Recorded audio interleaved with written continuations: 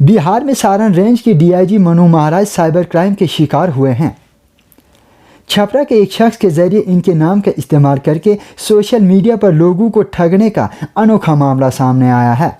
हालांकि वक्त रहते नगर थाना पुलिस ने मनु कुमार नाम के इस मुलजिम को धर दबोचा। पुलिस के मुताबिक गड़खा थाना इलाके के पहाड़पुर गांव के मकामी मनु कुमार सोशल मीडिया पर डीआईजी मनु महाराज के नाम का इस्तेमाल करके लोगों को मुतासर करने की सरगर्मियों में मुलव्वस था। इल्ज़ाम है कि मनु कुमार ने फेसबुक पर फर्जी अकाउंट बनाकर खुद को मनु महाराज बताकर कई लड़कियों से दोस्ती कर ली और इन्हें फाहिश मैसेज भेजने लगा। फेसबुक पर मनु महाराज की प्रोफाइल देखकर तेज़ी से इसके फॉलोअर्स बढ़ने लगे। मुलजिम इस मकबूलियत का फ़ायदा उठाते हुए कई लड़कियों से नौकरी दिलाने का वादा करने लगा। उनमें से कई से उसने पैसों की भी डिमांड की, लेकिन कुछ लड़कियों को इस पर शक हुआ तो उन्होंने इसकी खबर डीआईजी मनु महाराज को दी, जिसके बाद डीआईजी के हुक्म पर आईटी सेल ने इसका पता लगाया और गड़खा से मुलजिम मनु कुमार को गिरफ्तार कर लिया। पूछताछ में मुलजिम ने पुलिस के सामने अपना गुनाह कबूल कर लिया। वहीं डीआईजी ने बताया कि कुछ लड़कियों ने उनसे रब्ता किया था और बताया कि इनके ज़रिए किसी दूसरे नंबर से फाहिश चैटिंग की जाती है। ये सुनकर मनु महाराज चूक गए।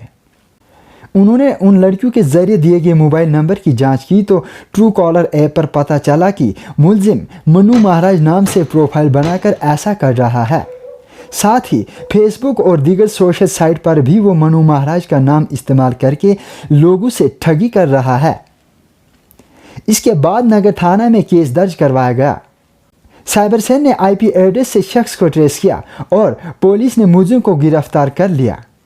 मुलजिम शख्स की पहचान मनु कुमार यादव के तौर पर हुई है। वहीं आखिर में डीआईजी मनु महाराज ने लोगों से अपील की कि अगर उनके नाम से सोशल मीडिया पर किसी भी तरह का कोई प्रोफाइल ऑपरेट हो रहा हो तो वो उन्हें ज़रूर रिपोर्ट करें।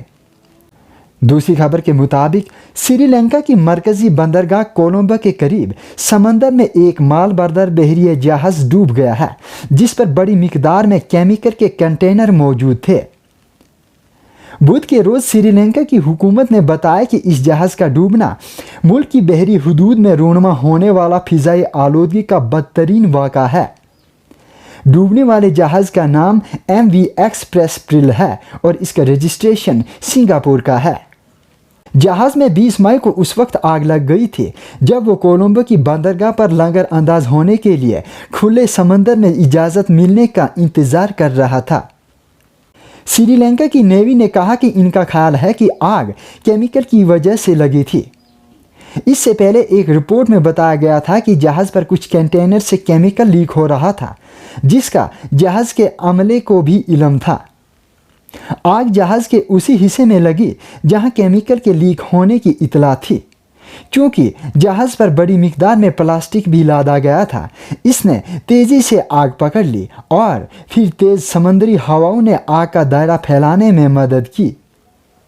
आग पर काबू पाने के लिए बैन अलाकामी कोशिशें की गई, जिसमें हिंदुस्तान समेत कई मुल्कों ने हिस्सा लिया, लेकिन इस पर कंट्रोल ना हो सका और प्लास्टिक के जले हुए टुकड़ों ने कोलंबो के करीब वाक़ा एक तफरीही साहिली इलाके को बुरी तरह आलूदा कर दिया, जिसके बाद से आम लोगों के लिए इसे बंद करना पड़ा। प्लास्टिक और दीगर जले हुए टुकड़ों ने माहीगीरी को भी नामुमकिन बना दिया, जिसके बायस श्रीलंका की हुकूमत ने 80 किलोमीटर के समुद्री इलाके में मछलियां पकड़ने पर भी पाबंदी आयद की।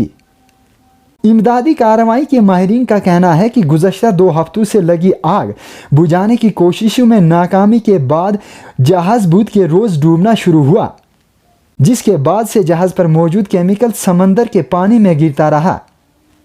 एक्सप्रेस प्रेल के अहदेदारों ने कहा कि साहिली इलाके को केमिकल की आलूदगी से महफूज रखने के लिए अमले ने जहाज़ को गहरे समंदर में ले जाने की भरपूर कोशिशें की, लेकिन इन्हें नाकामी का सामना करना पड़ा। श्रीलंका की नेवी के तर्जुमान कैप्टन इंडिका डी सिल्वा ने कहा कि नेवी के माहिरीन जहाज़ डूबने के बाद समंदर में फैल जाने वाले तेल को साफ करने की तैयारी कर रहे हैं। श्रीलंका में माहौलियात के एक माहिर अजंता परेरा ने कहा कि इनकी मालूमात के मुताबिक जहाज़ पर 81 कंटेनर खतरनाक केमिकल और लगभग 200 कंटेनरों में तेल मौजूद था। जहाज़ के डूबने से समुद्री माहौल बड़े पैमाने पर आलूदा होने का खदशा है।